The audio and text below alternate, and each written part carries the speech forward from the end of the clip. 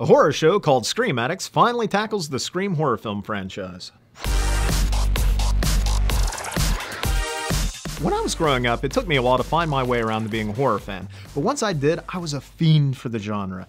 I collected Fangoria, haunted my local video store to rent out their library of scary flicks, and I tried to catch as many horror movies on the big screen as they came out.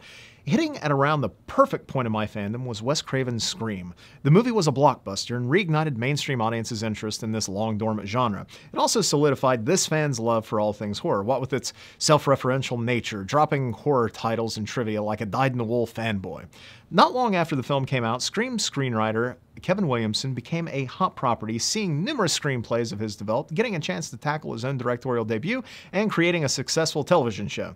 He popped up in countless interviews about his work, including Fango, but of all of those talks, the one that really stuck with me was the one appearing in I think it was like Fade In magazine or maybe Creative Screenwriting. Okay, I don't really remember the magazine, but I remember the talk. Anyway, in that interview, wherever it was, Williamson noted how successful television writer David E. Kelley had once noted how important it was to have a thematic base to everything he wrote, something that Williamson had taken to heart even when writing Scream. So, when we look at Scream, what might we say are its themes? I mean, there is that craveny notion of the sins of the father being visited upon the children, although it's more the sins of the mother in this case. And, of course, there's its satirical look at the horror genre, giving its tropes a good-natured poke even as it polished and presented them to a new generation of Fright fans. But there's another theme which can be found not merely in that single film, but the first 3 films of the franchise, the trilogy, before a 4th movie and television series entered the equation. And that theme appears, to this viewer at least, to be concerned with the responsibility for violent acts. Whenever somebody shoots up a school, who's to blame? Or in this heightened horror movie reality that the Scream movies reside in, the question might be, whenever somebody dons an Edward Munch mask and starts slaughtering their classmates, who's to blame?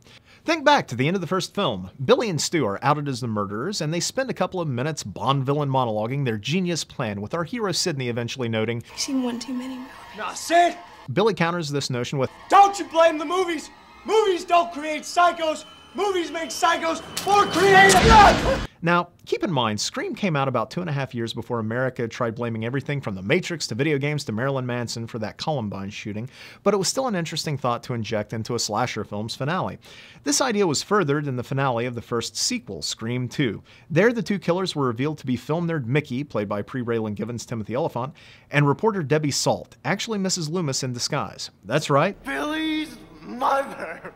In Scream 2's climax, Mickey the psychopath very plainly states that he's got his defense all laid out. I'm gonna blame the movies. He's the anti-Billy, ready to embrace the notion that filmed entertainment has somehow molded him into a knife-happy fiend.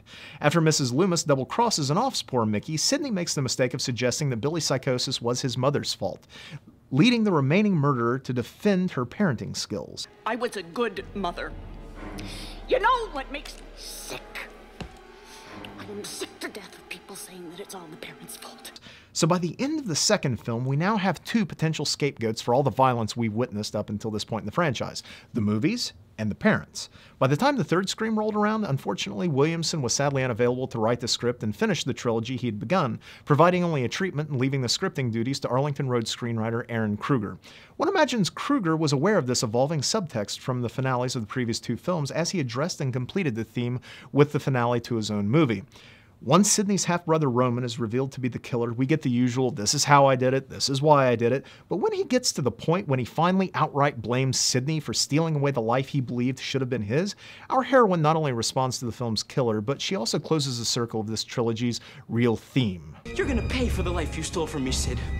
For the mother, and for the family, and for the stardom, and goddammit, everything you had that should have been mine! God, why don't you stop your whining and get on with it? I've heard this shit before! Stop! You know why you kill people, Roman, do you? Don't want to hear it! Because you choose to! There is no one else to blame! Fucking damn it! Why don't you take some fucking responsibility? Fuck you! Fuck you! Sidney, finally taking the floor at the end of a Scream film's climax, asserts that all the murders, all the violence, aren't to be blamed on the movies, nor the parents, nor anything else. The responsibility lies solely with the person committing the crime.